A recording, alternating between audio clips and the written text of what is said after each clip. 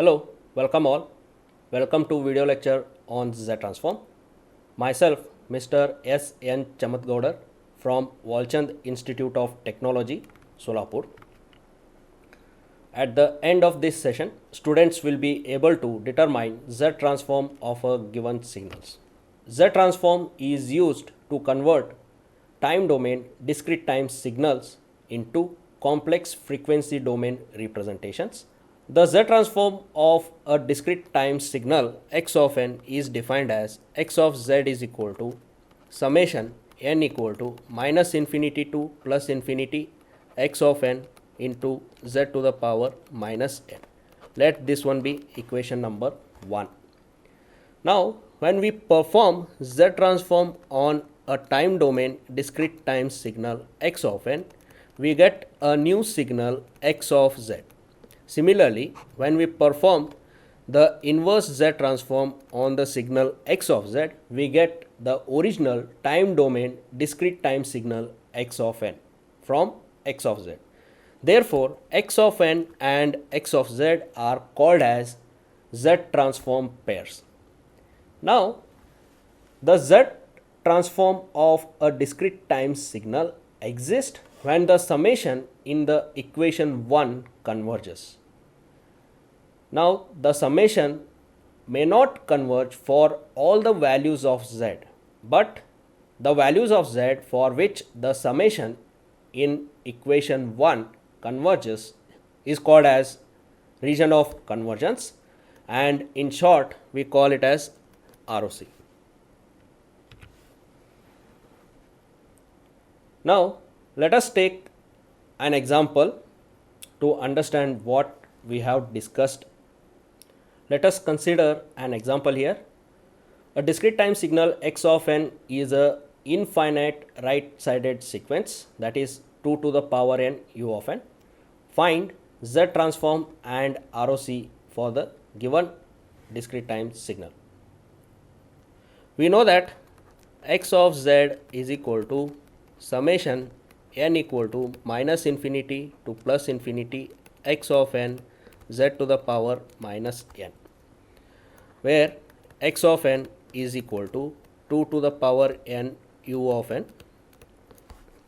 By substituting x of n is equal to 2 to the power n u of n in the above expression, x of z can be written as x of z is equal to summation n equal to minus infinity to plus infinity 2 to the power n u of n into z to the power minus n, where u of n is a unit step signal and it is defined as u of n is equal to 1 for n greater than or equal to 0 and u of n equal to 0 for n less than 0. Therefore, x of z can be written as summation n equal to 0 to infinity 2 to the power n z to the power minus n here.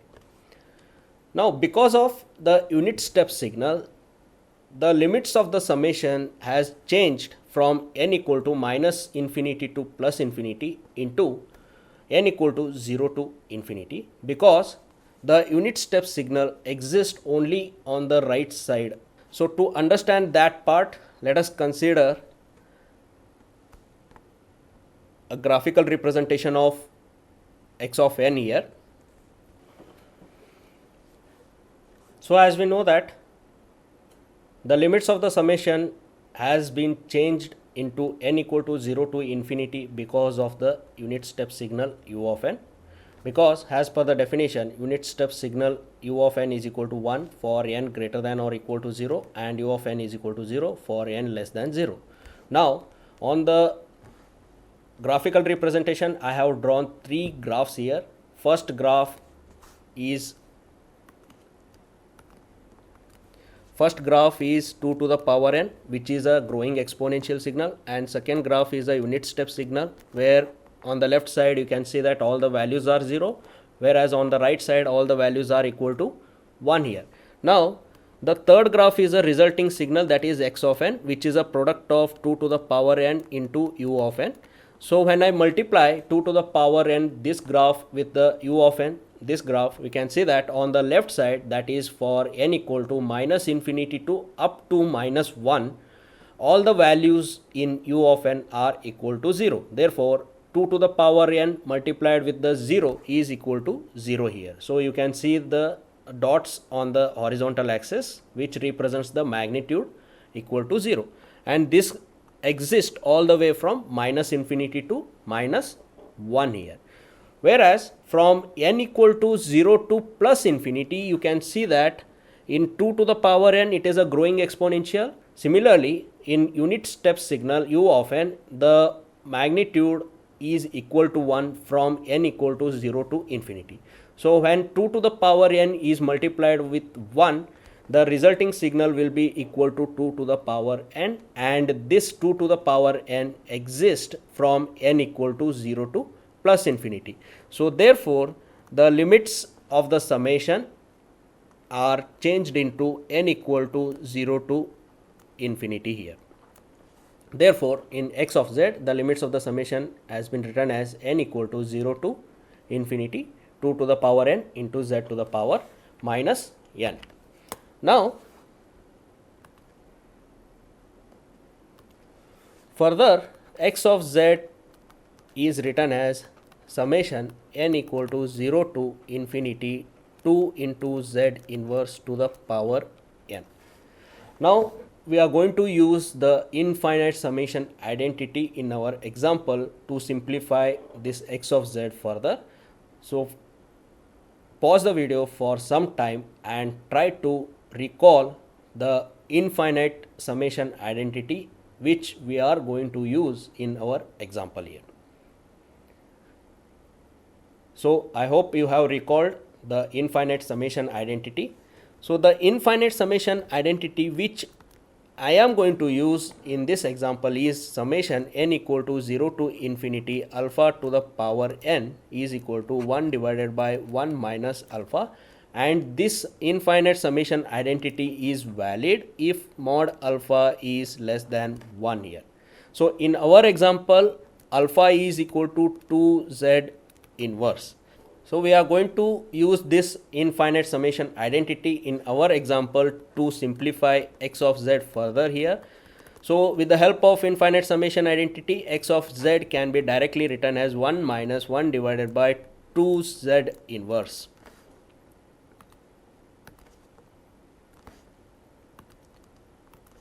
It is written as x of z is equal to 1 divided by 1 minus 2z inverse, and this x of z exists if mod 2z inverse is less than 1 here. In other words, this can be written as mod z is greater than mod 2. So this can be achieved by multiplying both right hand side and left hand side by z here. Okay. Further, this can be simplified by multiplying both numerator and denominator by z here. So by multiplying numerator and denominator by z, this can be x of z can be written as z divided by z minus 2z inverse into z. So this z and z inverse will get cancelled. So this can be written as z divided by z minus 2. This is our x of z, and this is valid if mod z is greater than mod 2. Okay. So now let us plot the ROC on the z plane here.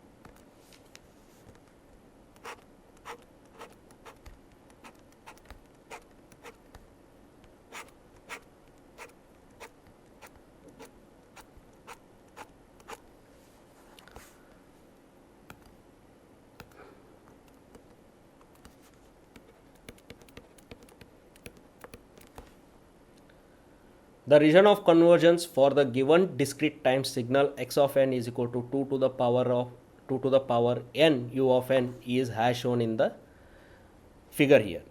Okay, so the shaded part with the green color represents the region of convergence for the given signal. Thank you.